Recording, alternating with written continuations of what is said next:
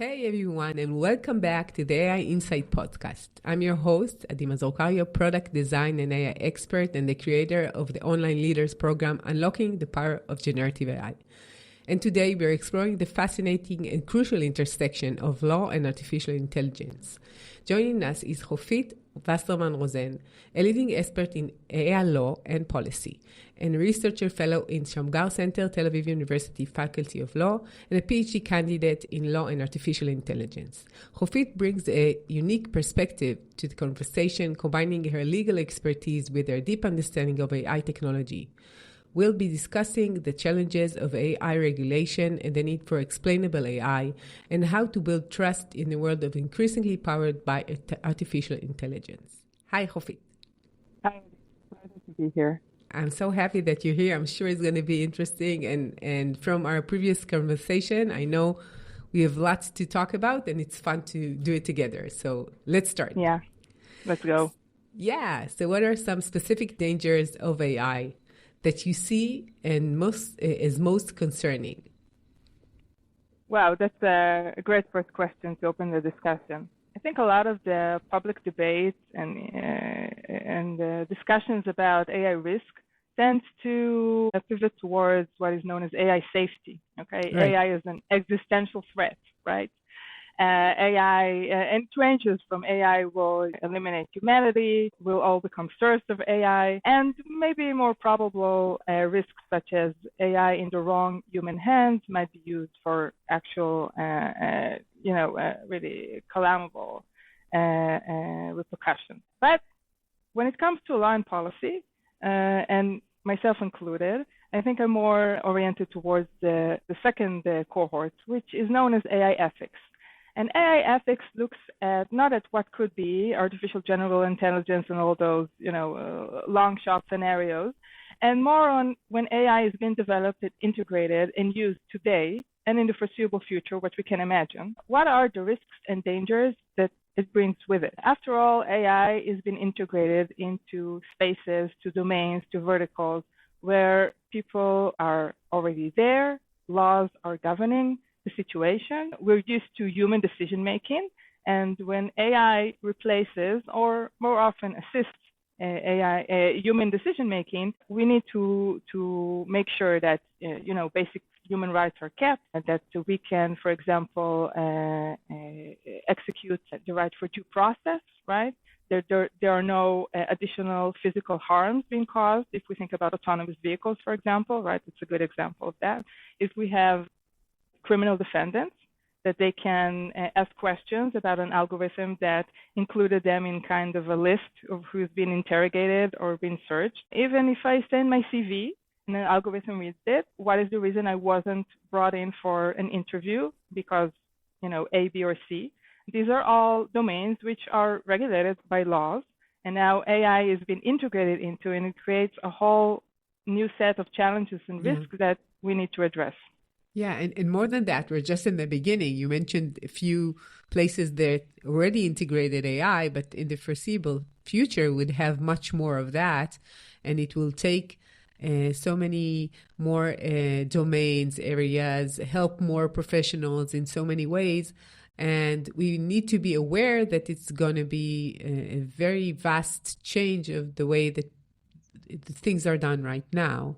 Even before they make decisions, they help us make decisions, and the information that they bring needs to be balanced and ethical. Yeah, exactly. That's a good point. Another point to consider, I think, is that AI is not really making a decision unless we let it. It produces a prediction. And a prediction is very, very different from a decision. We can have a whole podcast just about that, but it's important to acknowledge that difference. Yeah, I'm saying that right now we don't give them the option to do decisions. Let's say even like in law or in enforcement and in HR, an example that you gave, we don't let them pick the person that will work there. You'll tell them, AI will help you decide who's the one that will get the chance to have an interview in the company, right? So, but the information that you get in order to make the decision yourself is crucial. Yeah.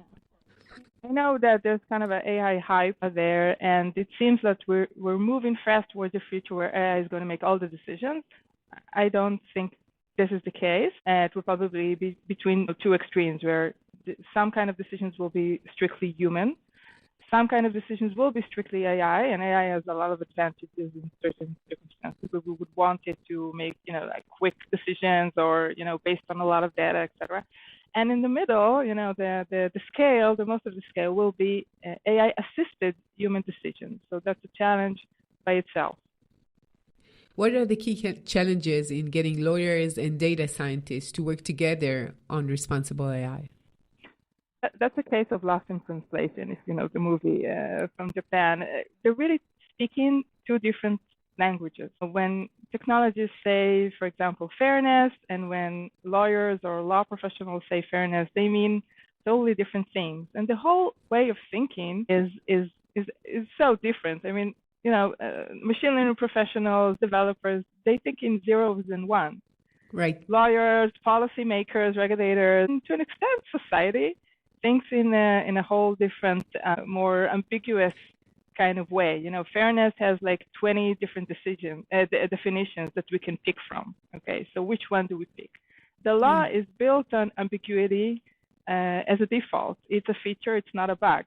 But when technology people say, okay, tell us what you want, you law and policy, professionals, it's really hard to translate it into zeros and one. And here lies the big challenge, I think, of communicating between these two disciplines. I think that another thing that comes to my mind is people who are engineers or data scientists. There are specific people that are more into a specific rule-based decision. They want to have this is the decision, then we go on, and maybe even less verbal in the way that they communicate. While lawyers, they just love the fact that we could just talk about things and think about all the implications from all the sides. And it's like very different kind of people that need to do something together in that sense. Yeah, that's totally right. And the question is, how can you get developers and engineers to speak a little bit of the legal, agenda or way of thought, and for lawyers and law professionals to do the same when it comes to technology. Yeah. And there are methods and methodologies being developed to do that, to achieve that, but it's crucial. Yeah, I totally agree with you. Another thing that comes to my mind, if I'm thinking about a technological company. They do technology, and they have a legal advisor. The legal advisor will always put more restrictions, a more cautious way of seeing things, while the technology and the engineers would want to go forward, right? So there are like two clashing powers within the company, and most people, when they think about the legal advisor, they know it will take more time and probably will get more no's on the way, right? And the fact they're so cautious and thinking about all that's their job. It's not that I'm like not criticizing, but their job is to think about all the risk, what could go wrong, how could people betray you, and think like what's going to be like the scenario nobody thought about. I would think about it, right? While when you want to execute a project or you have like someone who's doing technology, they just want to, to get it like forward and to move it to the clients as fast as possible, right? So what do you think about that? I can totally relate to that. I've been a practicing lawyer in the past and moving to the more business high-tech section. I totally get what you are saying. I think there's a scale, and the law professionals, legal counsels need to know what is their unique contribution to the organization, but the organization should also acknowledge that this contribution is needed, especially when we move at a light speed towards regulation of AI. We've seen the first step with the AI Act being published, and it will soon, come into force in several steps. We also see in the U.S. A lot of commotion around the federal regulation, as well as in the states, which some of them are really taking, the impression from the EU and moving at the speed of light with legislation. What I recently heard, and I won't diverge the name of the company, but someone who's pretty high up who was saying how they develop a new project or a new feature or service. So first, they think about the idea, then they try it, they test it, they create the solution or the product. And then at the end, just before they release it to the public, they go through legal. And I was like, no, that's such a bad idea. And I'll tell you why. Because, of course, legal counsel should not just overrule everything and be totally risk averse. That's not, a good position to be. And I think it doesn't work when it comes to technology or organizations. And it might work in some organizations, but not these kind of, innovation-driven ones. But there's an important role from the get-go, from the start, bring the perspective of how can we handle the risks? What are the risks? First, analyze what can be a potential risk, and then think about what are the solutions, what are the tweaks. And in, severe cases, maybe we should reconsider creating the product or the service or the feature. I think that's not, the regular approach. But think of someone who has developed an organization, who's put so much effort, time, and smart people and resource into creating something, and then, you go to legal and they say, that just doesn't work. There's no way, privacy regulation will allow that. And then what do? Just throw it out? I mean, that's not, it doesn't seem very, a make sense kind of life cycle of a product or a service. Yeah, I totally agree. I think it's connected to what we said before, that sometimes that you want the legal person to be like a stamp in the end. Yeah, we went through legal in the procedure. Exactly. Checkpoint. Yeah, but usually, and if he does his work well, he's not. He would ask questions. He would put more guardrails to the process, and it might need more time, more resources, in order to execute well. I think that what you said about asking the questions is really smart. It's spot on, because you need someone in the room that will ask questions that engineers might not intuitively ask. And it can even boil down to, if I have a vision in my mind of some kind of feature that I want to create, and it's really hard for me to think of someone, misusing it for some other purpose, because I'm so in love with the idea. I cannot think outside the box. And then when you bring someone from outside who has some familiarity of what are potential risks, and the whole discussion that is going on about that, and they can, bring some kind of, as you said, insight and questions, ask the questions. And maybe the answer is there's no problem here, and maybe, wait, we need to think about A, B, and C. Yeah. You mentioned the AI Act. I think it's a European regulation, right? Yeah, correct, yeah. And could you tell us a bit about it? And do you think it's a different type of lawyer that will handle regulations, high level, changing the policies, and somebody who's doing legal for a specific company is always into the details of this specific product and market and all the regulations related to the specific product? So first, talking about the AI Act, it's been at the end of a long and anguished process, which took many, many years. It's really the flagship of regulation in AI, and the EU has a history of doing that. If we think about the GDPR, the General Data Protection Regulation, has been the flagship that had a Brussels effect, really influencing the whole world when it comes to data processing and data protection. The EU, I think, hopes that the AI Act will do the same. It should have some kind of an important influence. You can feel it in the US as well, which is, we tend to think of the US as like on the other side of the scale when it comes to regulation, but there are more vocal voices being heard there about doing something that's maybe more domain for specific regulators other than an overarching legislation like the AI Act. But yeah, it's a really important piece of legislation which will have an impact around the world. There's no doubt about that. To your question about who should be knowledgeable about the AI Act, I think everyone. and by everyone I also mean developers and engineers. I'm sorry, guys, but you should think know.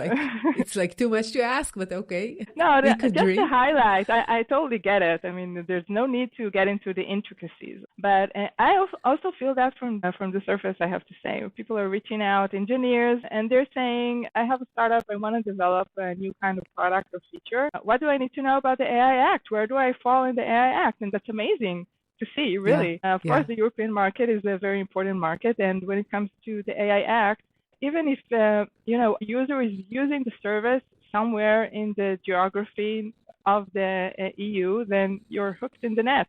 So it doesn't matter where you're located. So it has. So could you give us like a few top insights from the AI Act? Everybody should know that this is what the regulations talk about.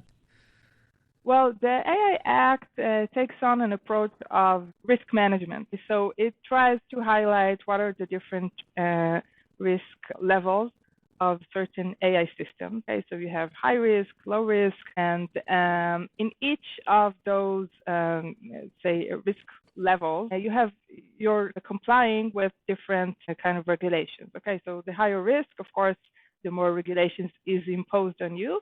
There's a kind of a general transparency requirement that people should be minded of.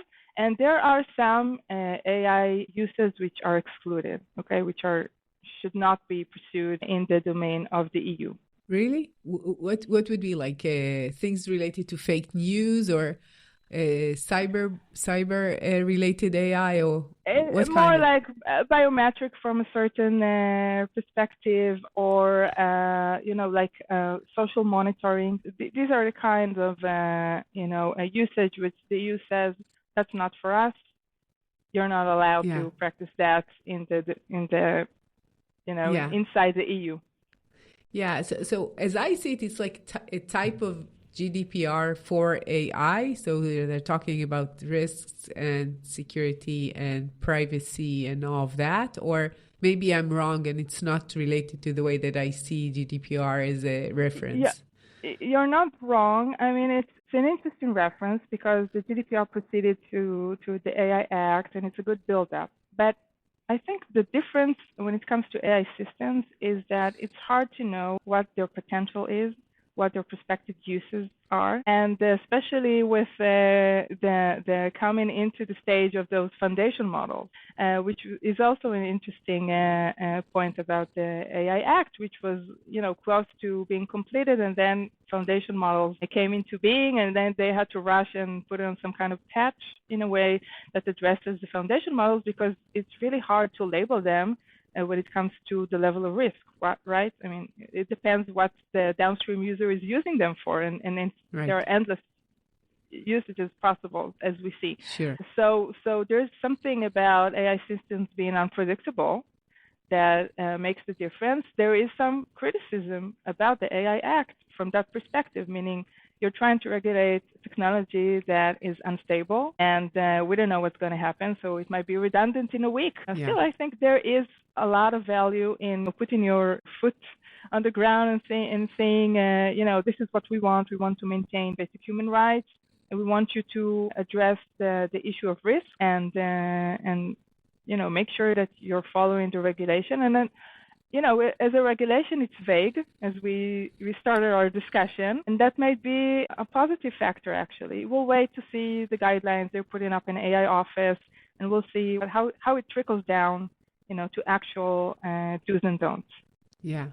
One of the things that is very obvious is the amount of data that is needed for AI, and it will always demand from these foundational models, big language models, large language models, to take information that probably was not as specifically out of the end users, either from big like using YouTube and all the videos there, using all the libraries and all the writers there's music, all the people who've done music all over the globe for hundreds of years. So how do they manage to regulate something that is, I would say, they're all using it? So what could they say? It's like maybe too late even to mention it right now. Yeah, maybe. I always think about the example of Google Books, where they just, went ahead and scanned so many books, and it was just a done deal. And then, there's some kind of legal arrangements following, and I think that is probably what's going to happen in this case as well. I mean, there are a lot of litigation going on. I'm not going to, try to guess how it will end, but I think that possibly there will be some kind of legal arrangements and mitigation and compensation and different partnerships. I think we're trying to see, we're beginning to see that a little bit. Some kind of partnerships between content creators and AI builders, developers, and that's probably where we're headed. I think that there is this middle organization. You have content creator creating, and then you have the big platforms. It could be Spotify and YouTube and Facebook and social media, of course. And it seems that the end users, the people who really use these platforms, would usually not get anything from the analysis of their data. You could see it in social media right now. You don't need to go to the LLMs in order to see it. That as they say, that we're the product. If we're not paying, so we're the and the implications could be very crucial. And if they have any kind of agreement, it will be with these platforms that have all the images or have all the text and have all the music and it's not going to be for the specific musician who created something. And even you could see it very clearly in Midjourney and image creation. You could create an image based on a specific photographer, for example. And I don't think that this photographer right now, and not even in the future, would get anything from it. And all his life work was automatically scanned. And now you can say, I want any Leibovitz image of me, and that's it. That's all I need to do. And, it's a person who dedicated his life and talent and resources to do something, right? And same goes to any kind of artist and creator. Yeah, I definitely get your point. As a content creator, it must be something on your mind. I think that you might be surprised, and there will be more value associated with genuine human contact rather than, maybe we'll see. As for making these kind of images based on known artist images, I think that at the end of the day, courts will handle that for this or that direction. I don't think it will be, just an open field for everyone to grab whatever they want without acknowledging IP rights and copyright. I mean, it's a field in development, but something will happen there. And again, thinking about what you said initially, users, for example, we do gain some utility. If the algorithm, is better in providing us a prediction or recommendation, then there is utility there, of course. And if there was no utility, then no one would use it. So it's a gentle balance between, utility and infringing on rights, and we'll see how it ends. Yeah, but when we get these benefits, we get it from Facebook, for example. We don't get it from the information that was gathered and went outside to someone. By the way, we didn't agree to everything in Facebook, like recording voice, for example, and even further, the usage of this data for third parties using the data that they buy from Facebook or from WhatsApp or whatever. And maybe I'm wrong, but it seems that these powerful organizations, and right now we even have a small, they're not small anymore, but a small startup that could change the world with all this data.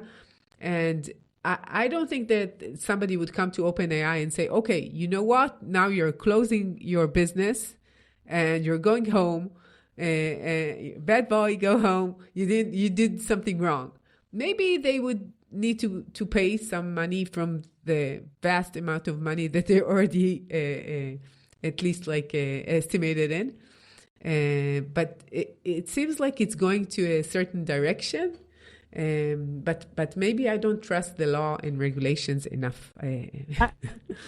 What is missing from your point of view, which I totally agree with, and I see where you're coming from, is that policymaking and regulation and courts takes time. Sometimes it takes years until something is moving. but it is moving eventually. We need to be patient, which is not something that, maybe some of us I'm are... not a patient person. Yeah, exactly. So, but still, the law moves slowly. Regulation is always, running after technology. That's not new.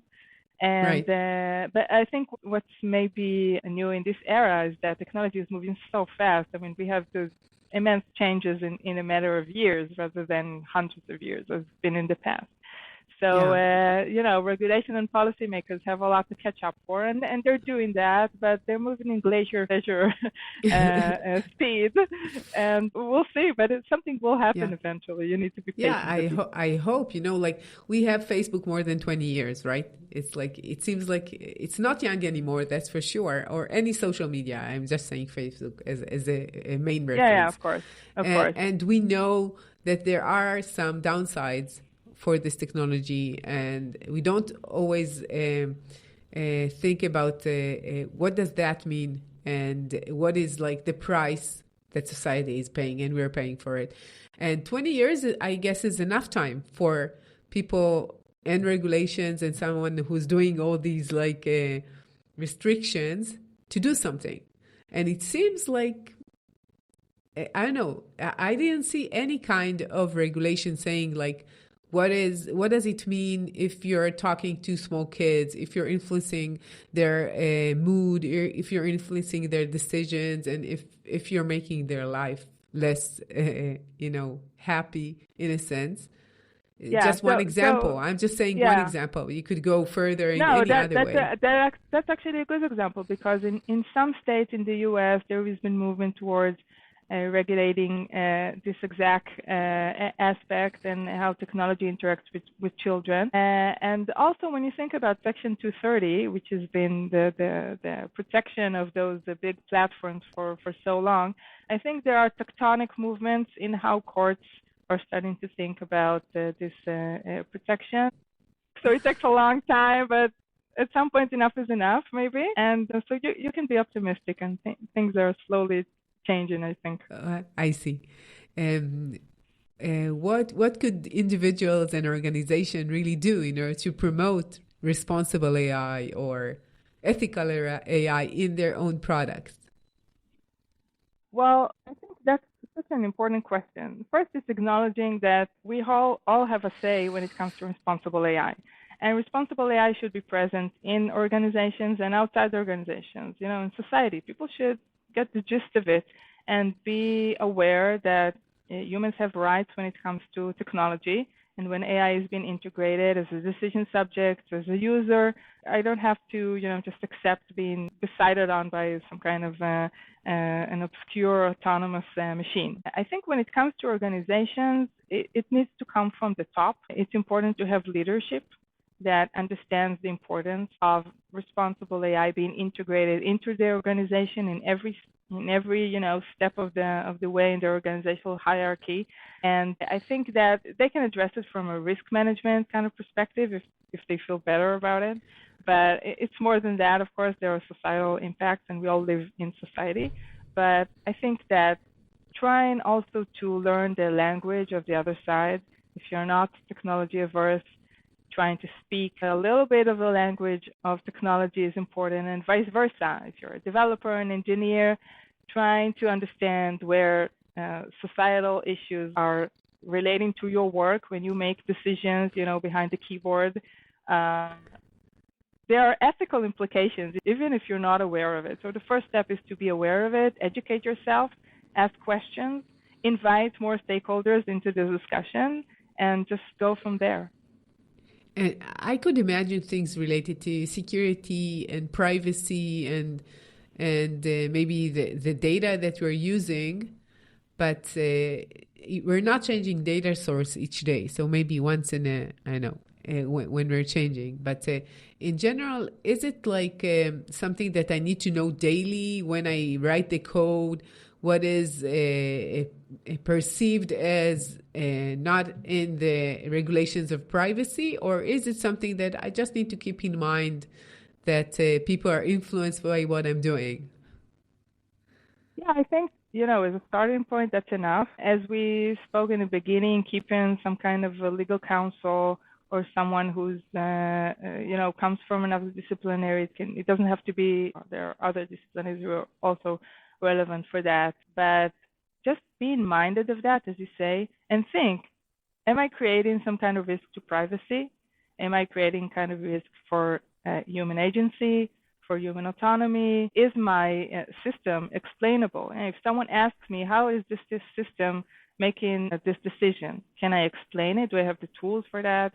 Can I create an explanation that can be understood by someone who's not an engineer? These are all questions that need to, percolate in someone's mind as they go along in their daily job.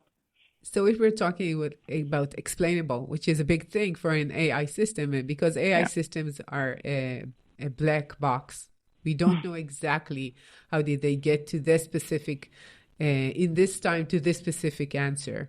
So how could it be explainable, especially if I'm using a large language model as a third party?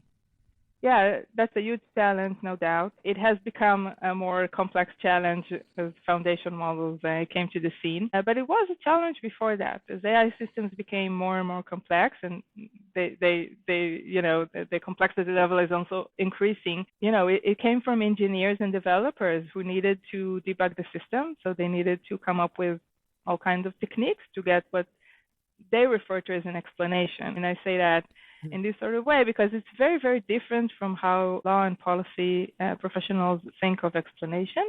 And I would argue that how society understands explanation. I mean, we talk right now, right? It's some kind of explanation. It's reason giving. And there's a lot going on under the hood. The underlying objectives of what I'm saying to you are a lot more than debugging a system.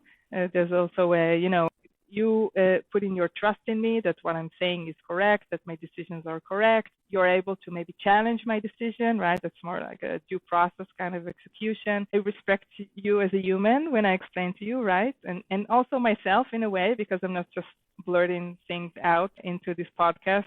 I've put a lot of thought and effort before, hopefully. I think that when I also explain and give reasons for my actions and my decisions, it impacts me as a human decision maker, right? I need to come up with a very good decision, making a better quality of decision overall when I explain. And all of that is missing when we think about XAI, explainable AI. And the challenge here is really how to bridge these two gaps, returning again to the multidisciplinary discussion that needs to happen. It must happen in order for engineers to understand what we lawyers are talking about when we say explainability, explainable AI, and how can they deliver on such a product. And if they can't, then we need to put our brains together and think, what can we deliver for some kind of explanation for people to get those underlying objectives that they intuitively expect to get. Yeah. I think that most people, when they think about explainable AI, they would just imagine that the information that you get would be trustworthy or real, or would not have hallucinations, which is like the basic. Tell me something that is real and don't send me links that you just invented to researchers that you just invented in the research you want to quote. Right? So that's like one thing, but it's like the basic. When I talk to someone, I hope that he will not lie to me. That's like basic. But really explaining what is the essence of reasoning, why did I give you this answer and not another answer? It's much more deep.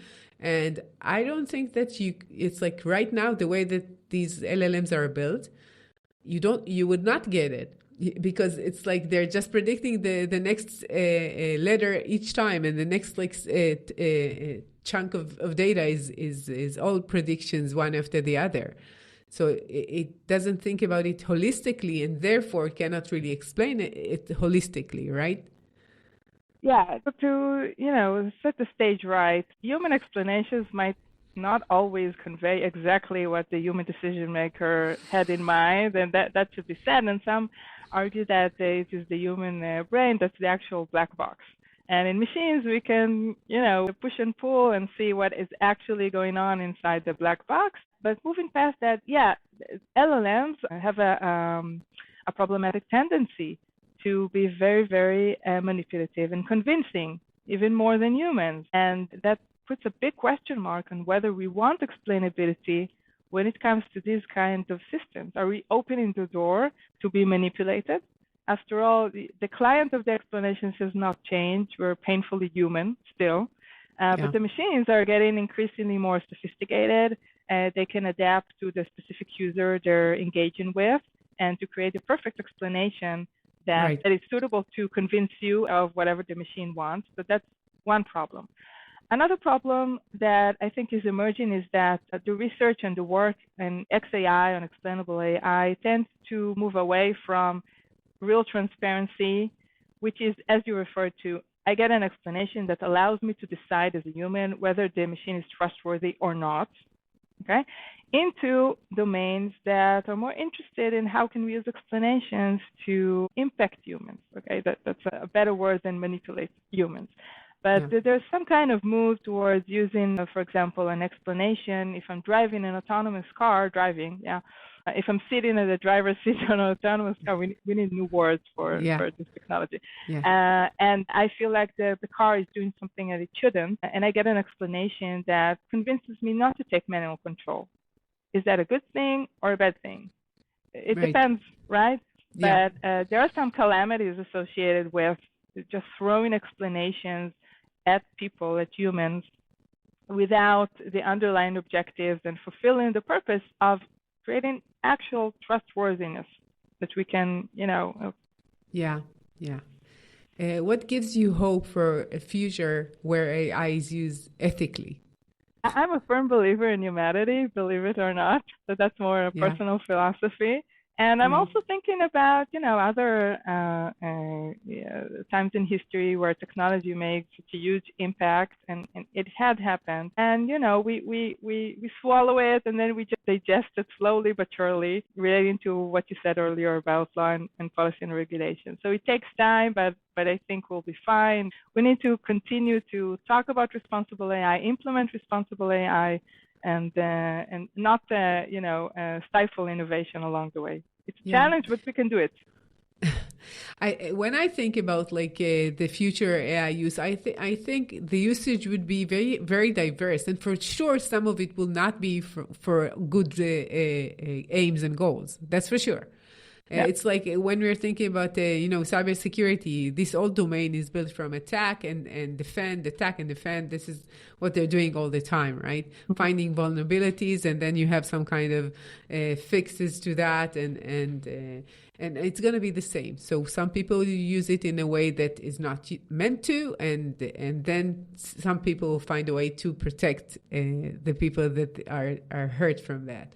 So in that aspect, it makes sense. I hope that the good ones would be better in the fight, right? But more than that, I think that because we're going to use it in so many ways, and sometimes we don't even know there is an AI element within the machine, right? So we will need to change the way that we see the connection with technology. And I could tell you, when I send something to my kids, let's say something from something that I see on Instagram, and I send them, they already it's fake. It's like, it's not real. It's not real. This is not, they're always hesitant, and they're not trusting what they see. And I guess that the young generation and people coming forward after that would think differently about the information that they get, and they'll be more, critical in that sense. Yeah, I think, each generation is more sophisticated than the previous one. That may not be a popular opinion, but that's my opinion. They're getting smarter and more educated. And that's what I said. And I'm trusting humanity. We are very adaptable creatures, and therefore I think we'll be up for this formidable challenge. We didn't talk about bias at all, almost. Yeah, so maybe we That's we a should. bias by you, Adi. Yeah, I'm biased not to talk about bias. About bias, exactly. Yeah, you're right. I'm a bit biased not to talk about it, because sometimes it goes to the extreme of saying we need to fix the history in order for it to look the way that we should think about humanity. And maybe in our try, which is a very, I really honor the try of doing things differently in the future. But still, there is a way to think about what does it mean to be human. And we're biased by the fact that we're human. We're biased. And what does it mean to be humans in the future with the fact that we have these machines helping us based on the data that we created, and we're biased, so the data is biased. That's it. Yeah. So how do you see it? Wow. I'm not sure, to be honest. I mean, I think you're right. We'll have to see how it evolves. And again, as I said, I really trust, the next generation. We see our kids; they're much better than us in every aspect. And we'll just have to see. Yeah, let's see. What's your advice for entrepreneurs and companies who are afraid about legal risks of AI? Yeah, that's a perfect question. I think, as I said previously, you have to educate yourself at this point. I mean, it's been on the sidelines, but the train of regulation is heading our way at the speed of light. And just ask questions. Go to seminars. If it's podcasts like yours, everyone should listen to your podcast. And talk to lawyers a little bit, and talk to people from other disciplines, and read and just think about these questions, and be very open to hearing things that might not be the best fit for you, but they're still part of society. Technology should be used for the benefits of society. That's the end goal, and we shouldn't be mixed up about that. That's the purpose where it should go, and we should maintain that during this innovative and amazing time. Yeah. When we're thinking about legal risks, like what would be the first thing? You're coming into a startup, they already have a product. What would be like the first highlights that you could say, okay, you need to care about privacy, you need to care about the data sources, you need to take care about your security, whatever. What would be these main points that you would go? You would be surprised of my answer. I would go with human agency. You need to make sure that you're not eliminating human agency too fast. And I think that's really? I'm very surprised with this answer, I have to say. Because what we're doing with technology is always taking human agency by the way that users do less and the machines do more, right? They help them in a way which is growing all the time when technology is powerful and more capable. And then human agency is going... let's just think about, an engineer working with a co-pilot. He's doing less. He's less of an agent of the creation of what he's doing. And let's say it's like the same for someone who's using a car instead of walking, I guess. How do you see the relationship between humans and technology? And for me, it's more of a reciprocal kind of process. There's a reciprocal engagement, dialectic, that goes on between humans and those systems. And both parties are important for that. We need to not try to copy-paste human-to-human interaction, reciprocal interaction, but there are some elements of two, different, let's say, it's not personalities, objects, communicating with one another. That's how I see technology. It's not one above the other, it's one replacing the other. AI systems should be, just like I use the ruler, that's the same thing. I can give the machine more power, but always keep in mind that it's important for me to be the deciding factor, right, to maintain my autonomy. But first of all, what happens if the machine malfunctions? I mean, someone needs to know what to do, right? If we don't know anything what to do, so no one will be there to handle crisis mode. And on top of that, I think that we can learn from machines and machines can learn from us. So it's important for us to maintain our own skills, our own knowledge, our understanding, so we can make better machines. Right. I'm very surprised with this answer, I have to say, but okay, learning new things each time. What's your number one tip for leaders today? As I said, it's really time to get yourself acquainted with responsible AI regulation. If you're leading an organization, then learn about it and think how can you implement it in every step of the way in the organization. I think you'll be extremely doing a good service for your organization and for yourself from a risk management, if anything.